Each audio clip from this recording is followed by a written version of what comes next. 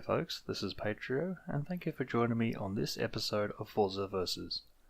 Today's opponents are stylish, surprisingly quick, large, and packed with enough tech to make the average person just stare blankly.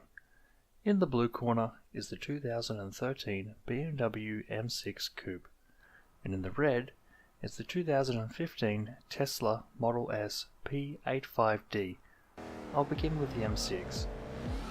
For a two-door, the M6 has a bit of heft under its belt. At 1,900 odd kilos, it relies on two turbos feeding its 4.litre V8 to produce 418 kilowatts of power. This is driven through a 7-speed dual-clutch gearbox that requires a deft flick of the wrist towards the rear tyres. The go portion of the equation looks rather good, and it even goes around corners nicely if you don't try to be too brave, but the woe side of things doesn't inspire confidence. The brakes are adequate, but only just. I can only really describe the M6 as a completely mixed bag. For everything I like about it, I find something I don't like, such as the tail design, or the fact I'd rather have a sedan than a coupe, but these are nitpicks based on personal taste. For reference, the M6 managed a 142 around Laguna Seca, which isn't half bad considering I didn't even check the tyre pressure, and personally I rather like the nose design along with the simple yet informative interior. Even the steering wheel spokes are unobtrusive so you can still glance at the dials mid-corner. From the outside, the M6 raises a few questions. Do you need that many exhaust tips? How do they make it sound so nice despite the turbos? Is it supposed to be not that special looking at first glance? But when you get into it, it makes sense. It's been engineered so that anything in arm's reach from the driver's seat would be pleasing to the senses.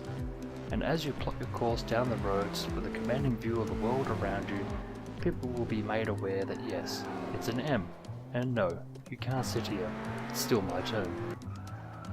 A solid 7 out of 10, but only because I reverse park everywhere so I can enjoy a car's face when I return to it.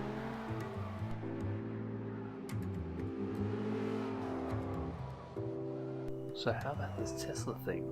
Here I am, a foot to the floor, and I've heard louder remote control cars. Well, excluding the tyre squeal.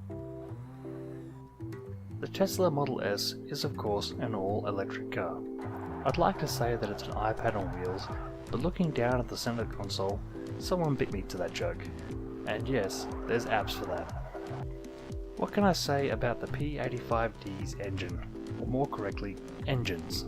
The D, ladies, is for drive, because technically this is an all-wheel drive car. There's one in the front and a bigger sized one in the back. And because there's a power plant somewhere that has already converted fuel into noise, there's no need to do it in the Tesla, giving a near silent whir. Lack of noises becomes the biggest challenge with this car. You need to pay attention to the dials to see how fast you're actually going, because trying to judge it by the scenery as it passes doesn't work very well. Something else that doesn't work very well is the tyres. In stock form, they'll hold the grip as you take off, but trying to slow down 2,000 plus kilos of body and battery can be a bit draining. You end up flat off the end of the curve.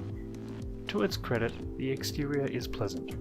Not quite timeless, but nothing outlandish, with trick door handles that pop out to give you something to pull on before you get in. The insides, however, are questionable.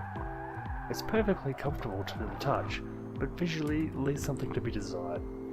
Whomever went in first apparently had too much fun and didn't tidy up after themselves. I'm still talking about the Tesla, by the way. So it manages to do 144 around Laguna, which isn't bad. Better rubber and stronger brakes would help bring this time down, but of course this isn't a race-bred road monster. It's a Tesla Model S, designed to be something of a ninja. It's quiet, unassuming, but will strike quickly when you least expect it. And I'll give it credit here. Thanks to the good packaging of the batteries and motors, there is no lost space in the boot or in the inside. And who needs a sunroof when you can have a full-length sky glass?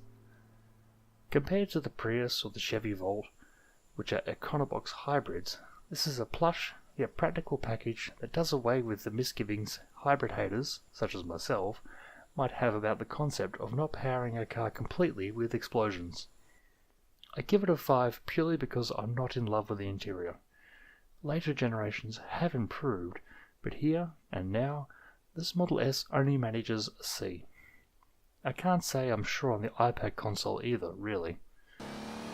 So there's the scores. The M6 is a master of showmanship and high-flying drama, while the Model S is interesting and yet reserved. Honestly, as a car, I prefer the M6, but if I had to own, it's a tough choice. I've been Patrio, and thanks again for watching. Be sure to check out the last episode, RX-7 vs RX-7, or the other videos from Sven. Until next time, enjoy the drive.